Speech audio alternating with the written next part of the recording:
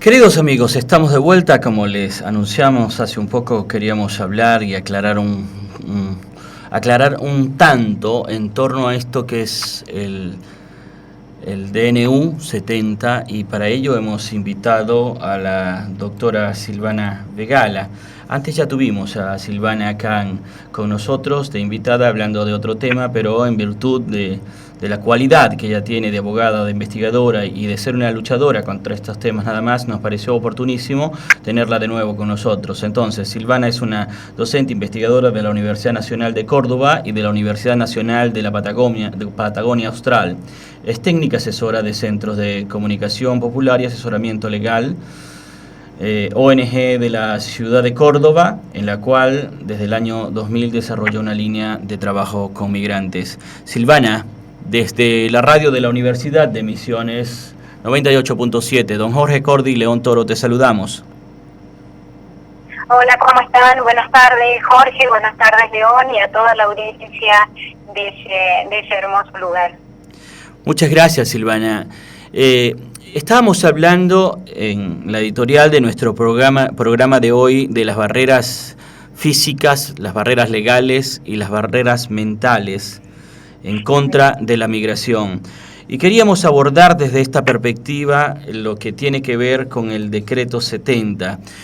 Hubo mucho ruido esta última semana, se celebró también, está en desarrollo el 7º encuentro de líderes migrantes, donde se ha tocado mucho el tema, y recientemente ha sido noticia también el decreto 70. ¿Tú quieres hablarnos un poco, aclararnos cuáles fueron quizás las causas que motivaron este decreto y luego decirnos cuál es su estatus al día de hoy? Bien, sí, como no, León, por ahí sobre las causas de la promulgación del decreto, ahí podemos hacer una distinción, ¿no? Entre las causas anunciadas, que están en los considerandos del decreto, es decir, aquella justificación que dio el Poder Ejecutivo del año 2017, ¿no? En el gobierno de Macri, un decreto presidencial, es un decreto de necesidad y urgencia, ¿no? que firmó el presidente Macri, y en estos considerandos hay una enumeración de las que dicen son las justificaciones de la promulgación del decreto.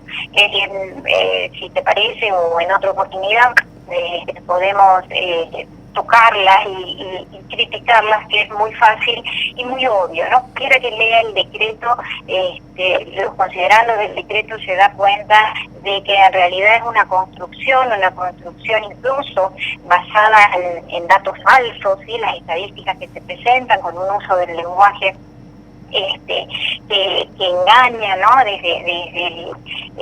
Fija una motivación con la que nadie puede estar en contra, ¿no? Y ahí tiene como ese artilugio de cinismo los considerandos del decreto, porque expresa, ¿no? Que los medios, estas restricciones a los derechos de los migrantes que se fijan con la modificación de la ley de migraciones que se opera a través del decreto, están justificadas, según el presidente en ese momento, en la lucha contra el narcotráfico, la trata de personas y el terrorismo internacional. Es decir, ¿quién puede estar en desacuerdo con esto? El tema es que después, si uno hace un análisis entre los medios y estos fines que son los enunciados, se cae la racionalidad, se cae el sentido que pretende tener estas medidas restrictivas. ¿Por qué? Porque las consecuencias de la restricción de derechos no se aplica a narcotráfico, no se aplica a tratantes de personas ni a terroristas internacionales. Esos no pasan por las fronteras de migraciones ni son alcanzados por los trámites administrativos que se llevan adelante en la Dirección Nacional de Migraciones y son los que originan las expulsiones que instrumenta el decreto 70/17. Las motivaciones enunciadas son estas, que en este análisis rápido que hicimos no se sostienen. Las motivaciones reales uno la adivina, ¿no? Por la matriz ideológica que tenía el gobierno en el 2017 y dentro de esa matriz el lugar que se le da a las personas migrantes, ¿no? Que revista una forma de mirar la migración que pensamos que en Argentina había sido superada, que es la de los gobiernos conservadores de principios del siglo XX, ¿no? En esa época hubo una ley muy parecida. Si alguien se toma el trabajo de comparar los artículos del decreto 70/17 con los de la ley de residencia, que fue llamada esa ley de residencia como la vergüenza legislativa de Argentina a principios del siglo XX, son muy parecidas, y la matriz y las causas que hay detrás son más o menos la misma, ¿no? Esta construcción del sujeto migrante cercana a la idea de la delincuencia y de esta condición que tiene el migrante a partir de estas miradas ideológicas que plasman la legislación de la expulsabilidad, ¿no? Esa situación de incertidumbre constante, de estar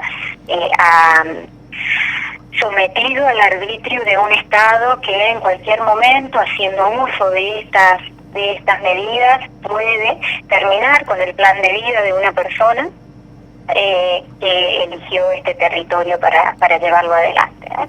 Y como te decía, si bien la justificación tiene que ver con estos delitos internacionales, las consecuencias negativas del decreto se terminaban aplicando a cualquier extranjero que tuviese antecedentes penales. Y entendido antecedentes penales en una forma en la que es contraria a la lógica del derecho argentino y sobre todo a la lógica del derecho constitucional argentino.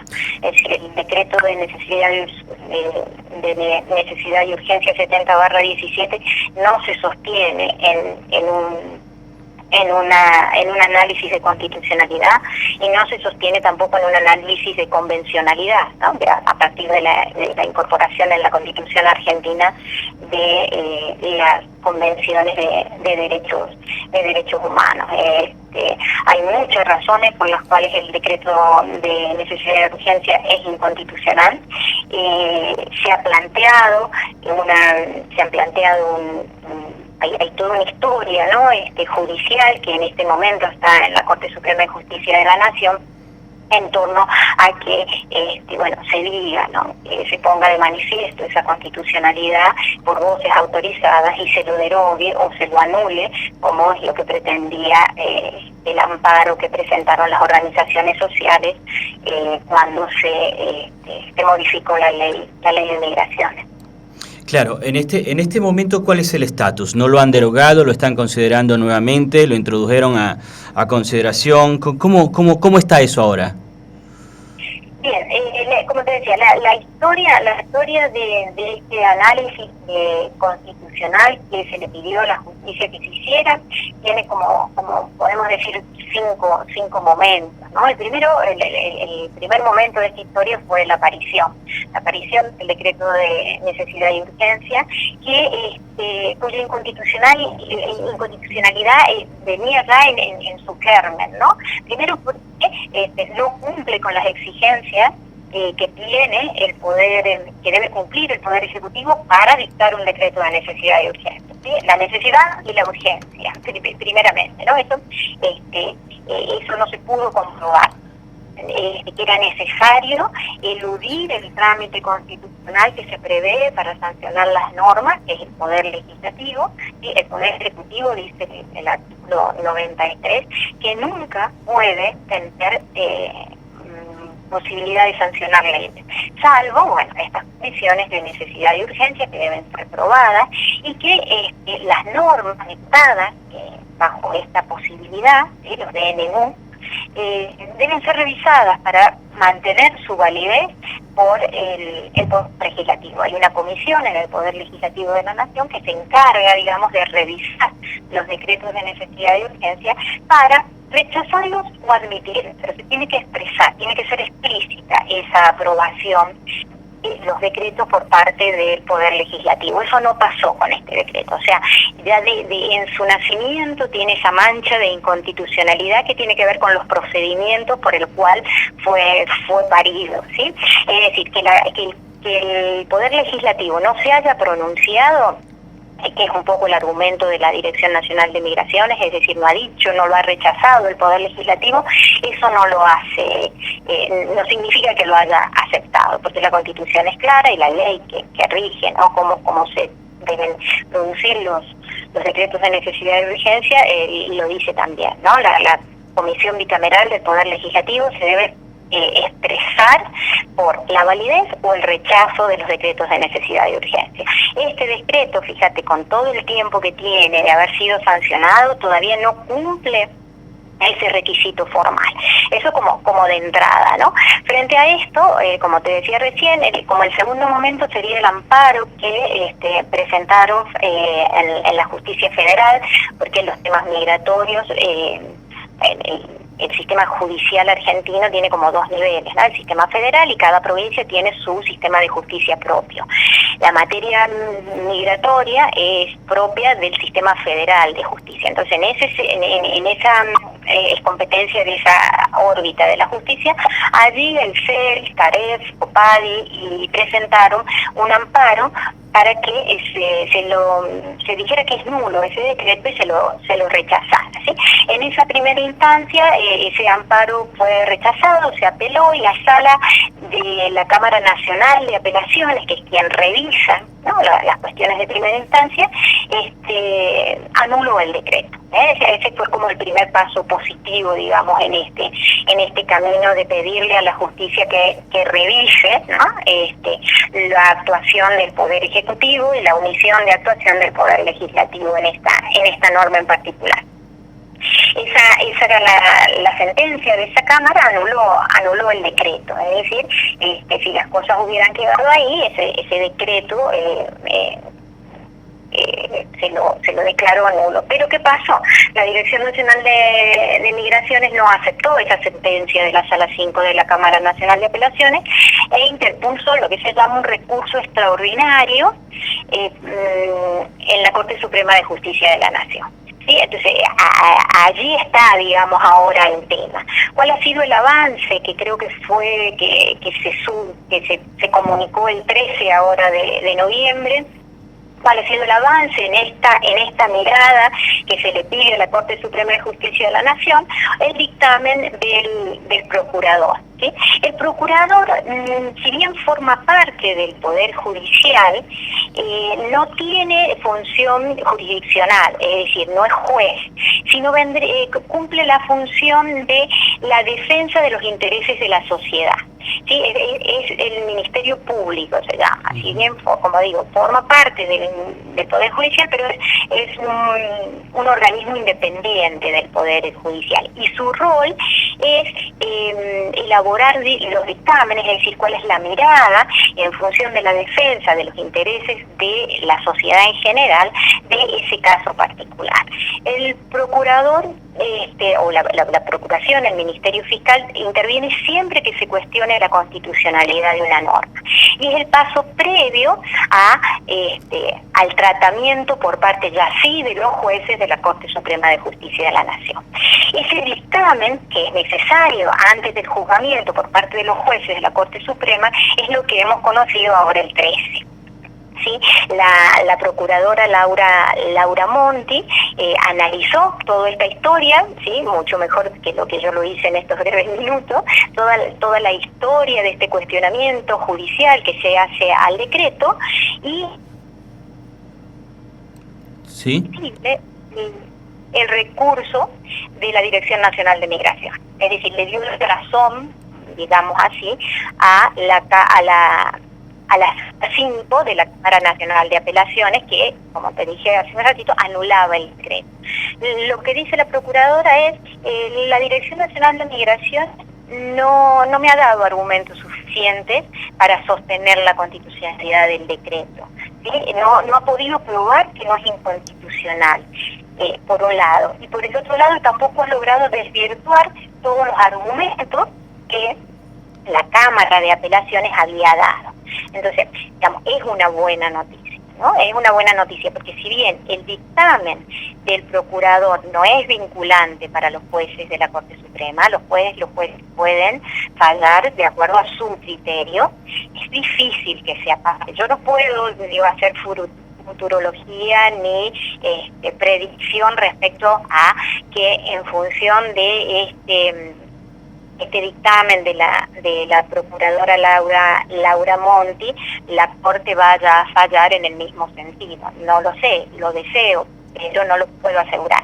Es una buena noticia porque ya el Ministerio Público Fiscal, que es quien defiende los intereses de la sociedad frente a la Corte Suprema, como te decía, en los casos donde se discute la constitucionalidad de alguna norma, ha dicho el decreto 70/17 es inconstitucional. Los argumentos que está presentando en el recurso extraordinario la Dirección Nacional de Migraciones no son argumentos suficientes para sostener.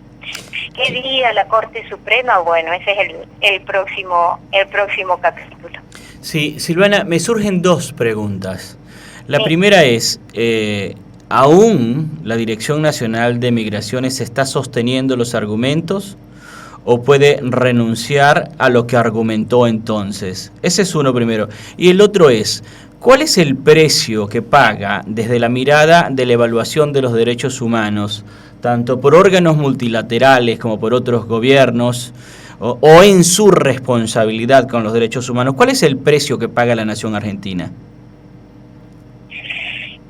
Como precio simbólico hacia afuera y hacia adentro es caro, ¿no? Porque lo que está mostrando es la no progresividad de los derechos humanos, lo cual es terrible a nivel de costo, más que para la nación argentina, para la sociedad argentina, ¿no? Porque eso significa que tenemos una sociedad menos abierta, una sociedad con una democracia de menor calidad, es decir, un Estado que había avanzado en el reconocimiento de los derechos humanos de los migrantes, con el decreto 70/17 y con las consecuencias, ¿no? Porque más allá de la formalidad que significó en la vida de algunas personas la actualización de las medidas que surgen del decreto 70/17, significó un retroceso muy importante, ¿no? Y ese retroceso nos hizo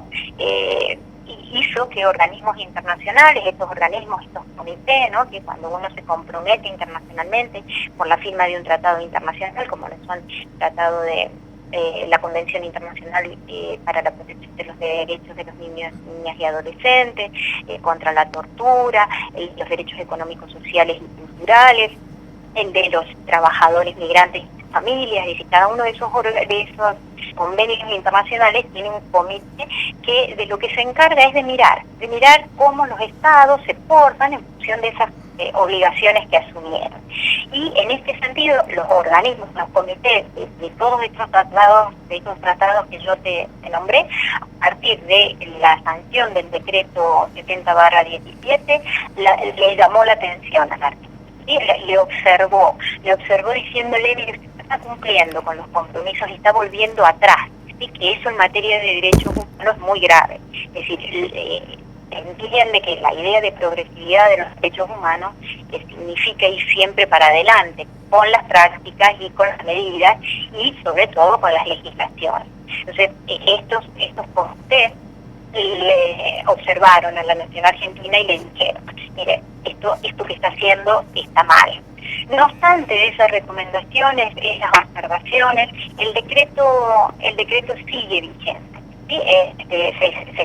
Se sigue aplicando y la modificación que le hizo a la Ley Nacional de Migraciones 2571 sigue estando en la letra y se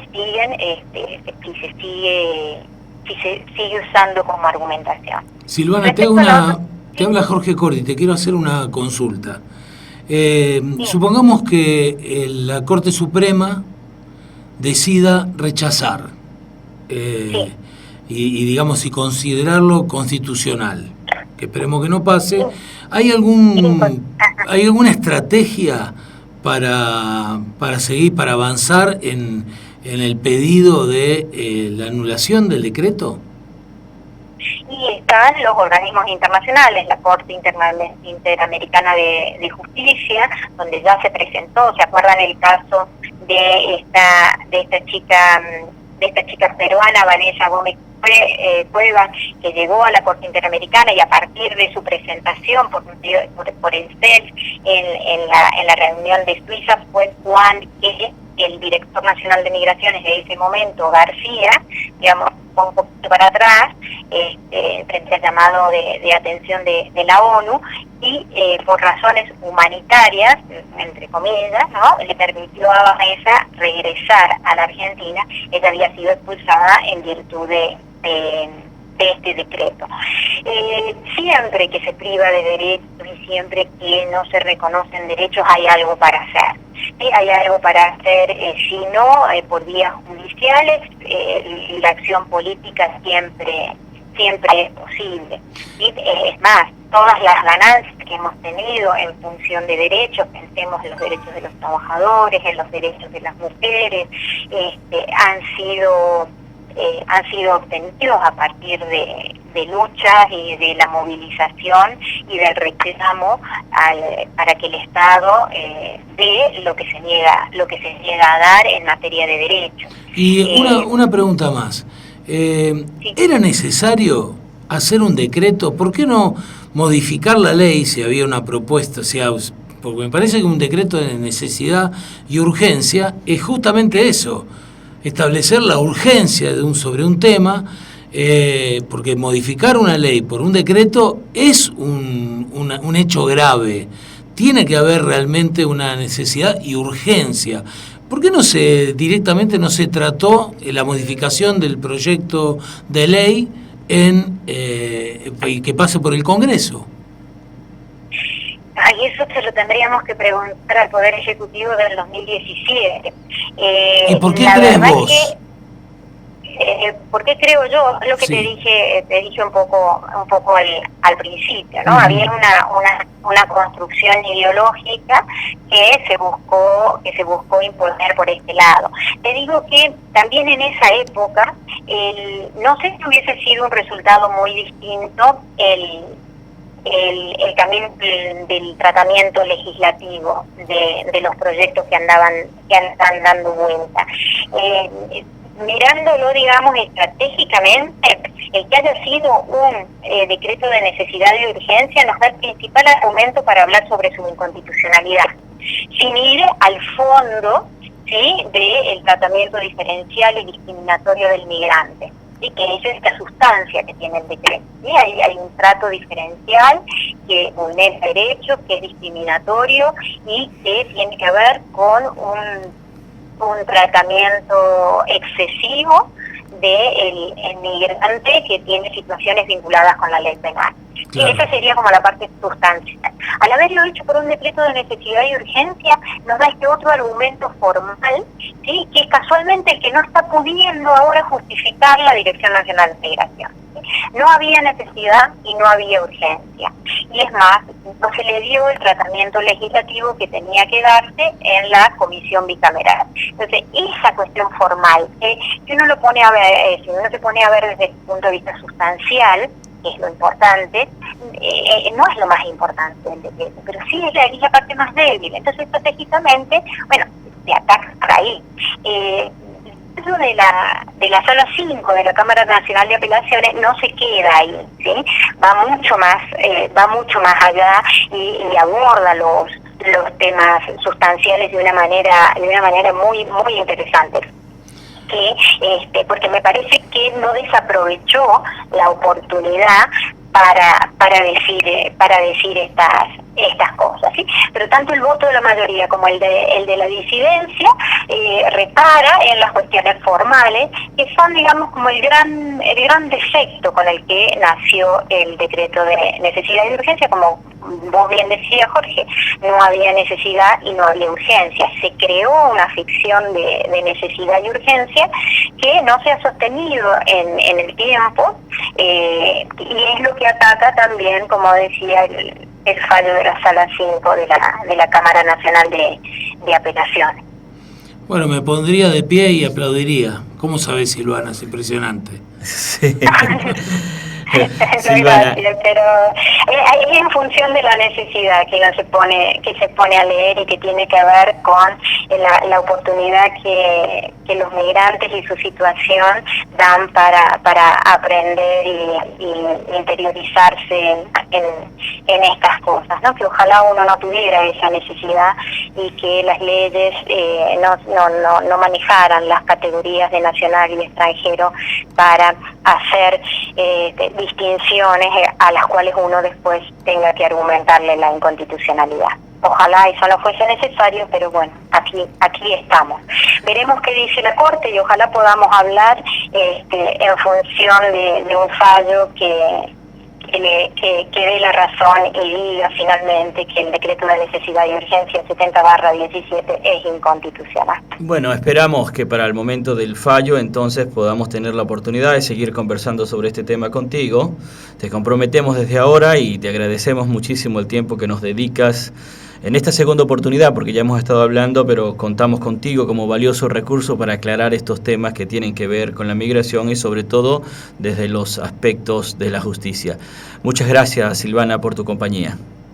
No, gracias a ustedes, un gran abrazo, León y Jorge, y los felicito por el programa. Ojalá podamos escucharnos pronto.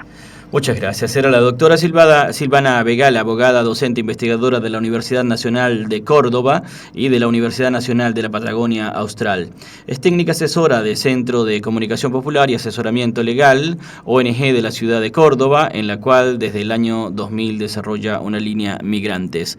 Se expresó así entonces que está en proceso de consideración para ver si se deroga o no el decreto 70/17, pero la posición de la Dirección Nacional de Migraciones lo sostiene todavía en términos de vigencia. Nos vamos nosotros a una pausa, don Jorge, y nos volvemos enseguida para escuchar algunos testimonios que tienen que ver también con los procesos migratorios y con las causas que hacen que una persona salga, aunque después a veces tienen casi seguro de encontrarse con estas dificultades que venimos describiendo. Nos vamos a la pausa y venimos enseguida. Sí, señor.